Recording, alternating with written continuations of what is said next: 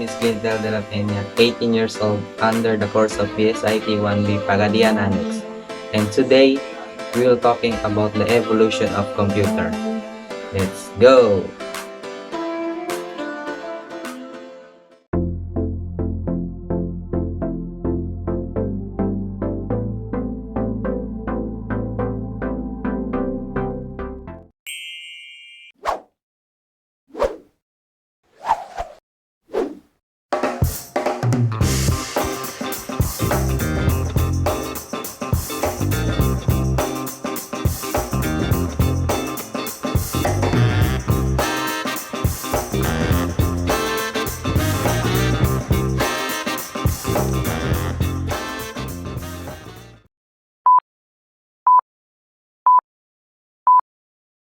Evolution of computer.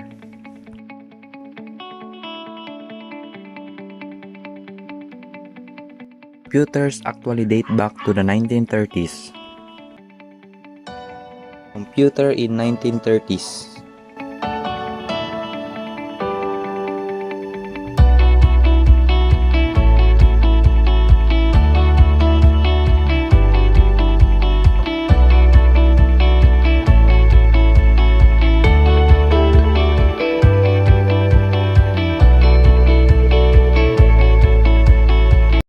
The C1 was a motor-driven mechanical computer designed by Konrad Zuse from 1936 to 1937, which he built in his parents' home from 1936 to 1938.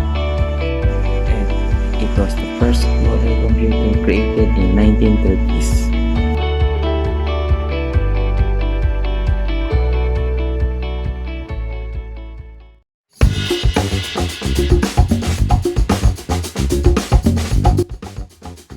In the 1940s, computers took up entire rooms like the ENIAC, which was one called a mathematical robot.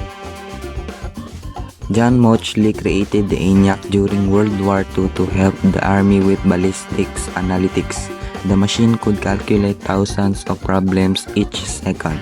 The large-scale ENIAC weighed 30 tons and needed a 1,500 square foot room to house the 40 cabinets, 6,000 switches, and 18,000 vacuum tubes that comprised.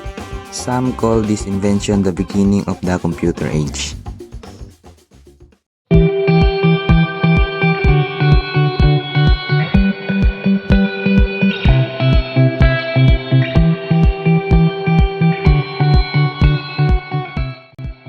In the 1950s, computers were strictly used for scientific and engineering research, like the ENIAC, which was one described as a helpful assistance for mathematicians.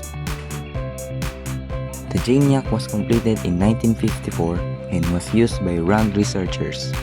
The massive machine weighed just over 2 tons with over 5,000 vacuum tubes.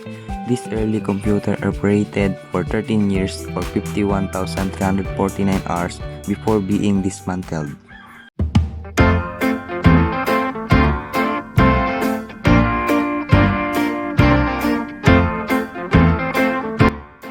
In the 1960s, everything changed when the Programma 101 became the first desktop computer sold to the average consumer.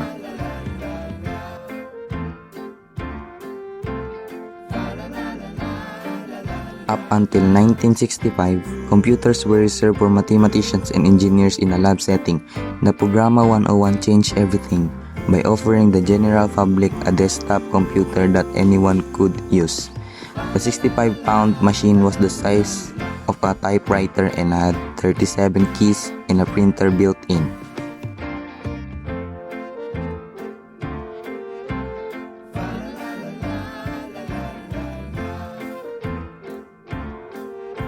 In the 60s, computers evolved from professional use to personal use as the first personal computer was introduced to the public.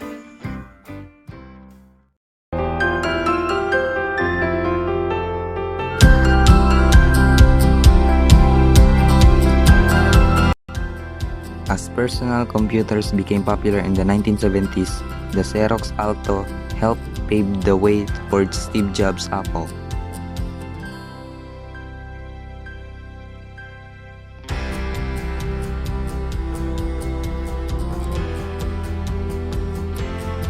The Xerox Alto was created in the 70s as a personal computer that could print documents and send emails. What was notable about the computer was its design, which included a mouse, keyboard, and screen. This state-of-the-art design would later influence Apple designs in the following decade.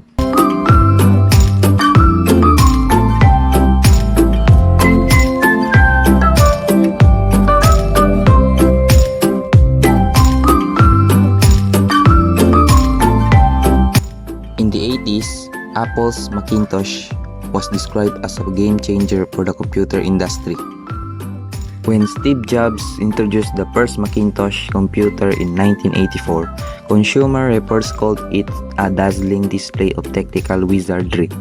Like the Xerox Alto, the Macintosh had a keyboard, a mouse, and a small 9-inch screen. The computer, which weighed in at 22 pounds and cost $2,495, was applauded for its interface of windows and icons.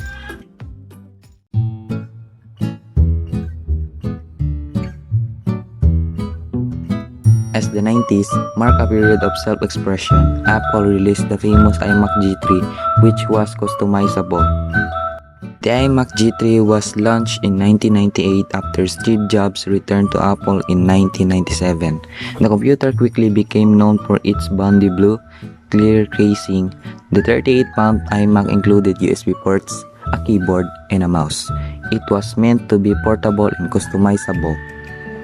The company sold 800,000 computers in the first 5 months, saving Apple from extinction. The iMac is also notable because it was the first time Apple used the I to name its products, explaining it stood for Internet, innovation, and individuality.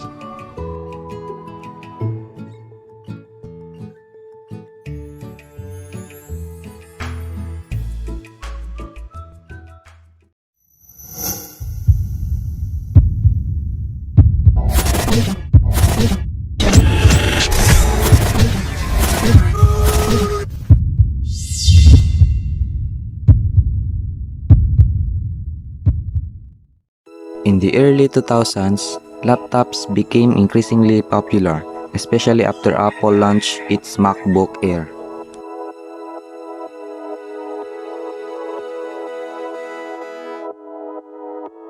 In 2008, Steve Jobs slid the first MacBook Air from a manila envelope and shocked the audience at Apple's Macworld with how thin the laptop was, measuring only 0.76-inch thick. The expertly designed laptop changed the industry forever. Apple got rid of the CD drive and only included a USB port and a headphone jack.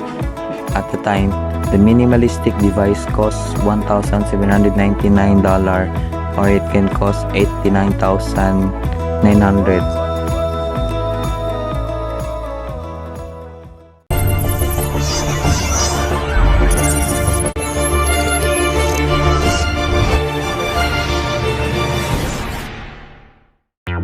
Today, computers come in all shapes and sizes, including tablets.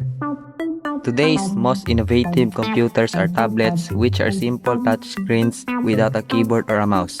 Although tablet sales are on the decline, 33 million tablets were sold in 2018. The market is also filled with other computer models, including the MacBook Pro, iMac, LXPS, iPhones.